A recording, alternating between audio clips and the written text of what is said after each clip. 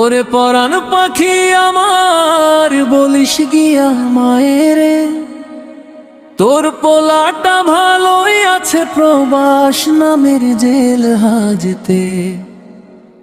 ওর পরাণ পাখি আমার বলিস গিয়া মায়েরে, তোর পোলাটা ভালোই আছে প্রবাস নামের জেল হাজতে। হাড় ভাঙা এই খাটুনি আর রোদে পোড়া দিন শোধ হবে না কোনো দিনও জনম দুঃখী মায়ের ঋণ।